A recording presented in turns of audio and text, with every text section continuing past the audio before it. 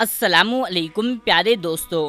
एक लालची औरत ने बकरा ईद पर कुर्बानी का सारा गोश्त अपने ही घर में रख लिया, यानी कि कुर्बानी के गोश्त को गरीबों और मिस्कीनों में नहीं बांटा। लालच में आकर के उसने सारे गोश्त को अपने फ्रिज में भर लिया, लेकिन उसके बाद में अल्लाह की कुदरत से उस औरत के साथ में जो कुछ हुआ उसके बारे में जान कर के आप भी हैरान हो जाएंगे और आप सोचने पर मजबूर हो जाएंगे। इसीलिए आज की ये वीडियो आप सभी के लिए बहुत ज़्यादा ख़ास है। आप इसको आखिरी तक ज़रूर से देखें और मेहरबानी करके इसे शेयर भी कर दें ताकि ये वीडियो और लोगों के पास पहुंच जाए। तो चलिए दोस्तों शुरू करते हैं। दोस्तों, बकरा ईद के दिन की सुबह हो चुकी थी, सूरज भी निकल चुका था। आज के दिन की सुबह जोया को कुछ ज़्यादा ही अच्छी लग रही थी। आखिर लगती ही क्यों नहीं, क्योंकि आज बकरा ईद का दिन था।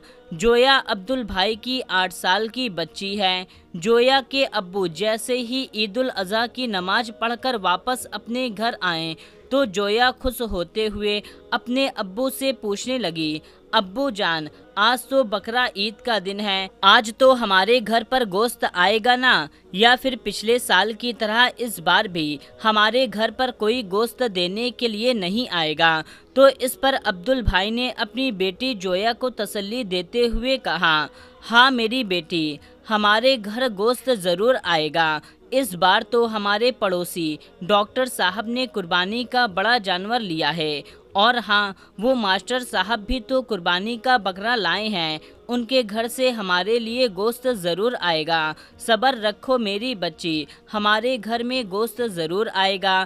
फिर ये कुर्बानी का गोश्त होता ही हमारे लिए है।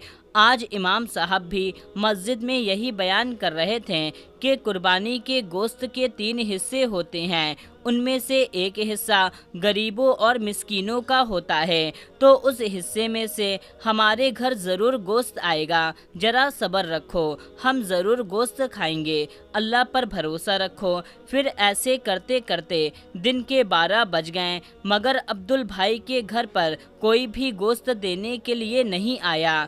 जोया ने फिर पूछा, अब्बू जान, 12 बज गए हैं मगर अभी तक हमारे घर पर कुछ भी नहीं आया, कोई गोश्त लेकर के नहीं आया।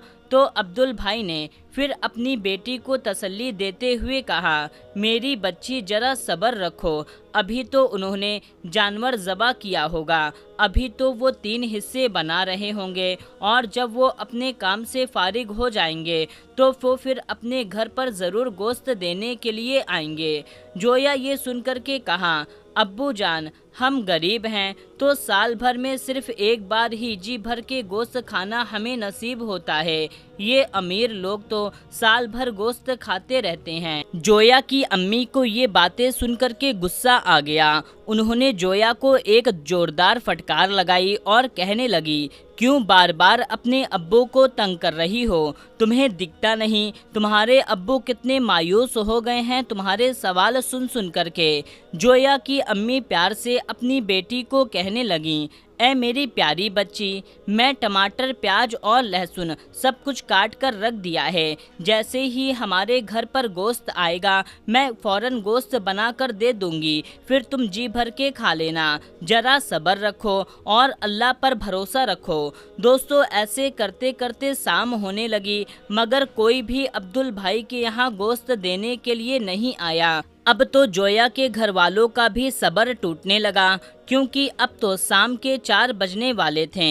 ये देख करके जोया मायूसी से अपने अब्बू से कहने लगी, अब्बू जान, अब तो 4 बज गए हैं लेकिन अभी तक कोई भी हमारे घर पर गोश्त लेकर के नहीं आया। लगता है पिछली बार की तरह इस बार भी हमें कुर्बानी का गोश्त नहीं मिलेगा। इतना कह कर के जोया फूट फूट करके रोने लगी।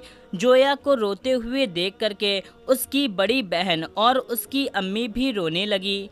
बीवी बच्चों को रोता हुआ देख करके अब्दुल भाई के आंखों में भी आंसू आ गए। फिर अपने बीवी बच्चों को दिलासा देते हुए अब्दुल भाई कहने लगे, शायद हमारे पड़ोसी हमें भूल गए हैं, तुम फिक्र मत करो, मैं अभी जा करके तुम्हारे लिए गोश्त लेकर के आता हूँ। اس کے بعد میں عبدل بھائی اپنے گھر سے نکل کر کے سیدھے ڈاکٹر صاحب کے گھر گئے۔ دروازہ کھٹکھٹایا تو اندر سے ڈاکٹر صاحب دروازے پر آئے اور کہنے لگے، کہو کیا بات ہے؟ یہ سن کر کے عبدل بھائی کہنے لگے، ڈاکٹر صاحب میں آپ کا پڑوسی ہوں، آپ نے بڑے جانور کی قربانی کی ہے، کیا مجھے قربانی کا تھوڑا گوشت مل سکتا ہے؟ تو یہ سن کر کے ڈاکٹر صاحب من ہی من بہت ناراض ہوئے، پھر جھوٹی کہانی بناتے ہوئے کہنے لگے، ہم نے تو قربانی کا سارا گوشت بانٹ دیا ہے، بس تھوڑا سا ہی گوشت اپنے گھر پر رکھا ہوا ہے۔ یہ کہتے ہوئے ڈاکٹر صاحب نے دروازہ بند کر دیا اور گھر کے اندر چلے گئے۔ یہ دیکھ کر کے عبدل بھائی مایوس ہو گئے اور پھر دھیرے دھیمے قدموں سے اپنے گھر واپس آنے لگے۔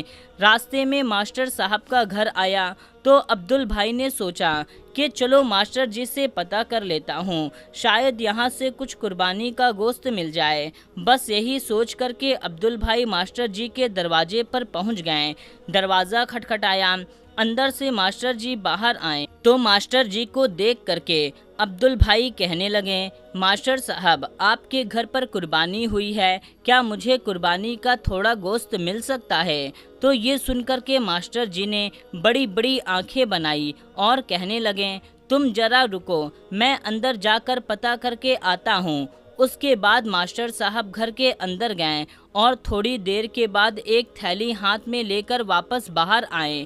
انہوں نے وہ تھیلی عبدل بھائی کے ہاتھ میں تھما دی اور پھر اس طرح سے دروازہ بند کر کے بھاگے جیسے وہ کوئی بم پھینک کر بھاگ رہے ہوں۔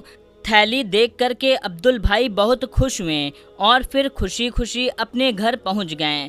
عبدل بھائی کے ہاتھ میں گوشت کی تھیلی دیکھ کر کے ان کے گھر والے بہت خوش ہوئے۔ انہوں نے جلدی سے وہ تھیلی لے کر کے اس کو کھول کر دیکھا تو دیکھ کر کے سب گھر والے رونے لگے، کیونکہ اس تھیلی میں سے 2-4 گوشت کے ٹکڑے اور باقی کی چربی تھی۔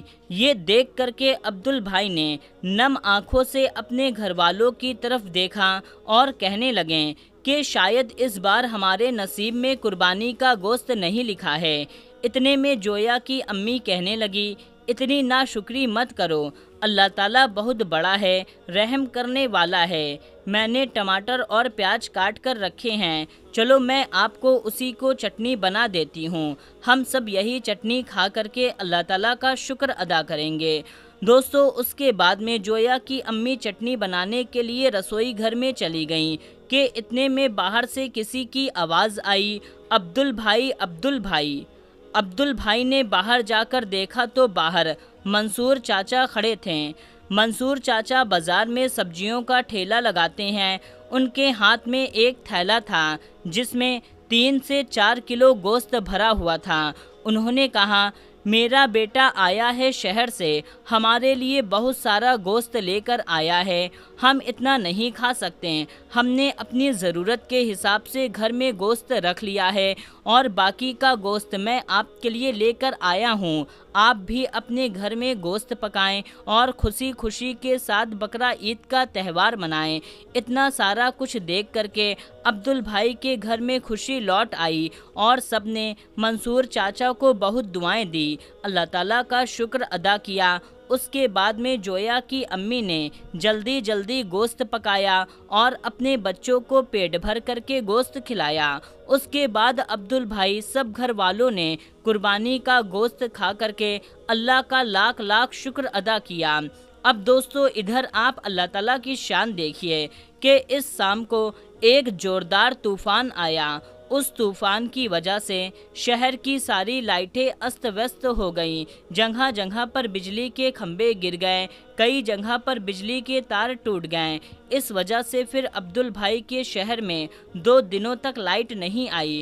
اس کے بعد اگلے دن عبدل بھائی نے دیکھا کہ ڈاکٹر صاحب اور ماسٹر صاحب قربانی کا سارا گوشت گھر سے باہر پھینک رہے ہیں، کیونکہ بجلی نہ ہونے کی وجہ سے ان کے فریج وغیرہ سب کچھ بند ہو گئے تھے۔ اس وجہ سے ان کا رکھا ہوا سارا گوشت خراب ہو چکا تھا۔ اب کتے اس پر جھپٹا مار رہے تھے۔ یہ دیکھ کر کے جویا نے کہا، ابو جان، کیا قربانی کا گوشت کتوں کو کھانے کے لیے بھی ہوتا ہے؟ تو یہ سن کر کے ڈاکٹر صاحب اور ماسٹر صاحب کی آنکھیں شرم سے جھک گئیں۔ दोस्तों याद रखें, कुर्बानी अल्लाह ताला की रज़ा के लिए की जाती है, गोश्त खाने की नीयत से नहीं। गोश्त के 3 हिस्से करने चाहिए। इनमें से पहला हिस्सा आप गरीबों और मिस्कीन में बांटें, दूसरा हिस्सा अपने रिश्तेदारों और जान पहचान वालों में बांटें और तीसरा हिस्सा आप अपने घर में खुद के लिए रख लें। दोस्तों ऐसा करना बहुत अच्छा काम है और ऐसा करने से जिनके घर में कुर्बानी नहीं हुई है उनको भी गोश्त खाने को नसीब होगा। तो मेरे प्यारे दोस्तों, आज के इस वीडियो का हमारा मकसद यही है कि जिनके घर में कुर्बानी नहीं हुई है आप ये पहले से ही पता कर लें कि फला घर में कुर्बानी नहीं हुई है, और जैसे ही आपके घर में कुर्बानी हो आप सबसे पहले उनके ही घर में कुर्बानी का गोश्त बांटें। ऐसा करने से अल्लाह तबारक व तआला और उसके प्यारे नबी हज़रत मोहम्मद सल्लल्लाहु ताला अलैहि वसल्लम आपसे राज़ी होंगे। तो मेरे प्यारे दोस्तों, उम्मीद करते हैं आपको ये वीडियो ज़रूर से पसंद आई होगी। तो आप इस वीडियो को लाइक करें और सदकाए जारिया की नियत से, सवाब की नियत से इस वीडियो को ज़्यादा से ज़्यादा लोगों तक शेयर कर दीजिए।